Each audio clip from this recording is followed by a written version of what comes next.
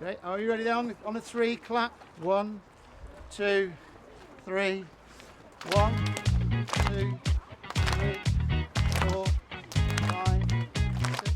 Whole school exercise first thing in the morning is part of the daily routine at Charlbury School, a primary in Oxfordshire.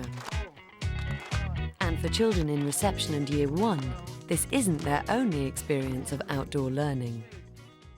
Right, we're all going out to the forest again today, and the group who are going are Abby, Emily, Daniel, Megan, Felix, Chloe.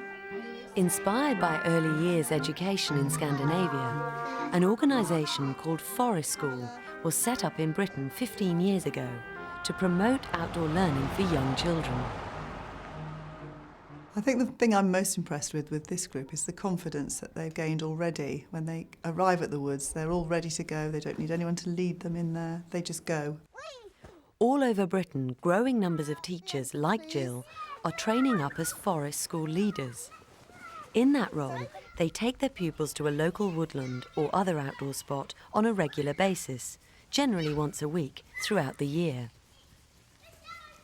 These Year 1s have been coming to these woods every fortnight since they started school.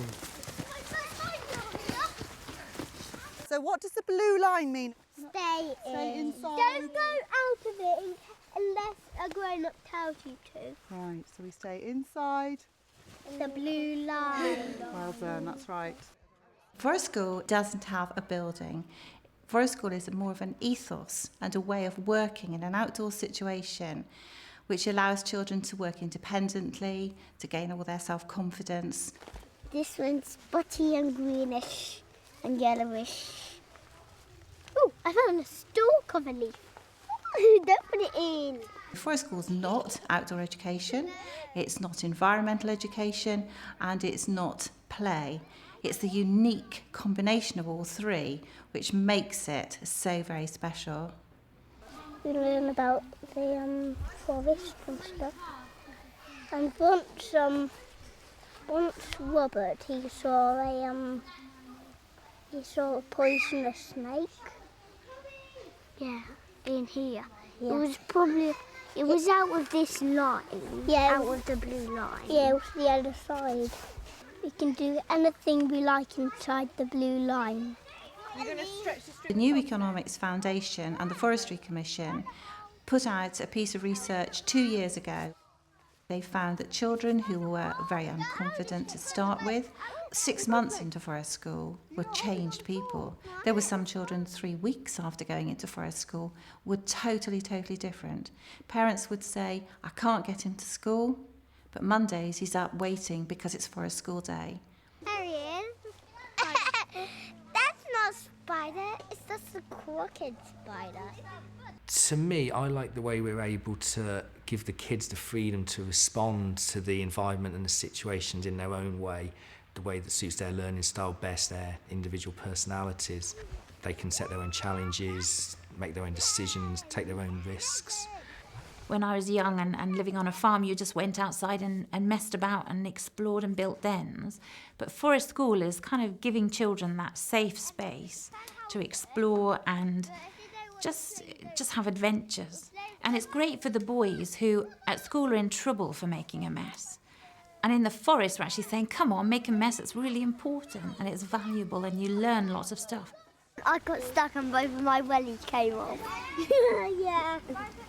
There's so much science going on with all that mucky stuff, you know, lots of exploring materials and how you use the environment and how people have used the environment through history.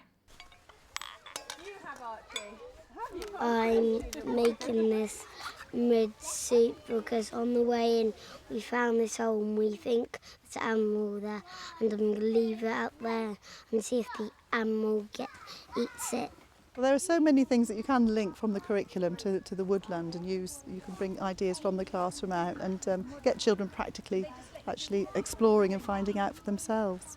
For example, pushes and pulls and things for science. We often do pulleys and make swings and things out here, and the mudslide is a great example of pushing, pulling. So yeah, it links in really well with most of the things that we do.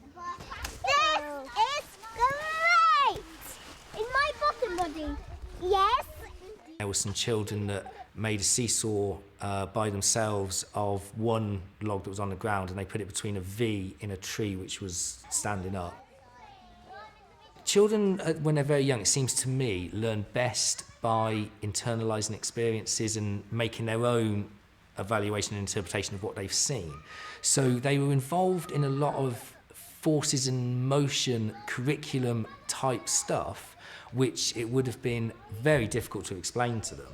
But hopefully, having experienced it in a very practical sense in the woods, it's learning which will then be ingrained later when they come to learn about it in school further on. It's a much, much better, more tangible way of learning about it. Don't lean it. Don't lean it, otherwise it'll fall. I don't want it to fall. Not so big, not so heavy, and not so... I want it big, but not heavy sticks. It does help with their language development a lot. There are some children that find it difficult to speak in front of a class or when they're doing work in the classroom, but when they're out here, they seem to forget themselves and just get involved in what's going on and join in the conversations, which is just lovely to see. One of the fairies want a drink. One of them want to have a drink. Yeah. No, they don't. No. Fairies don't drink till it's lunchtime, you know. Well, it is fairies' lunchtime. And this. Well, we've been doing lots of story writing in the classroom, and to see the children out here playing with the fairies and making up stories together and thinking about what could happen to the fairies and where they're going, what they're doing, it helps them to get the language together and to actually say the language before they actually try writing it, which will make it much easier for them when they go back into the classroom to write a story. Is it a cut after? I think you need a cut somewhere there, don't you? Well, I've taken children who've got speech problems. In the woods, they're not worried, they're not self-conscious. And I think children who are quiet, you know, sometimes it's the quieter girls. Even the quiet girls love it when they come to the forest. They just discover something in them that can shout and yell. I sometimes like going down the muddy slide. Sometimes it's really squidgy and you hear it when you go down. I like getting really muddy.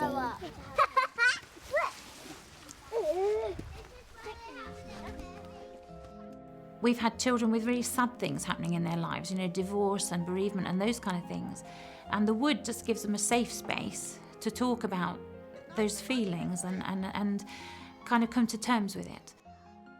I think one of the very positive things that comes out of the forest school is that it gives children who perhaps are quite disruptive in the classroom the opportunity to succeed at something in front of their peers and to gain a lot more self-esteem from that.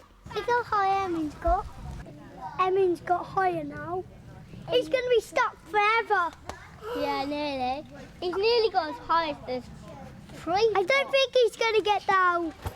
Emin was climbing as high as he could in a tree, and he went higher and higher and higher, and the other children were all watching and were really impressed with him.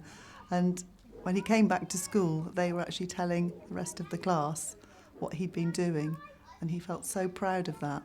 As a teacher, my natural instinct would be to stop a child doing something like that, but gradually over the weeks, I've learnt to step back and watch and assess what they can do, and for a child like him, it's a very positive thing. Emin's looking down at the branches to place his feet on them to get down, so that he can see where to put his feet next. With children who've got behaviour problems, it's often much easier to address those outside and encourage them in a really positive way to join in and work cooperatively with other children. Brilliant, Emin, that's amazing. So tell Tom what to do then. Can you give him some instructions? You put your feet there and then reach up to there. We've found with children that we're teaching that less and less they're having opportunities to go outside by themselves, to have a bit of danger and a bit of risk. We have a really strong perception that strangers are dangerous, so parents are understandably anxious and don't let their children go out. Traffic is much worse in built-up areas. And I think there are more things for children to do in homes now. You know, computers, which can be a real blessing, are also tempting children indoors instead of going outside to kick a football, they'll sit indoors and play an exciting game on the computer. So it's actually learning that outside is exciting. The children visit the woods, whatever the weather. What we need to do, okay, so get in that hand, hold the stick there. And the most important thing, always do it going away from yourself, don't you? Okay, always work that way.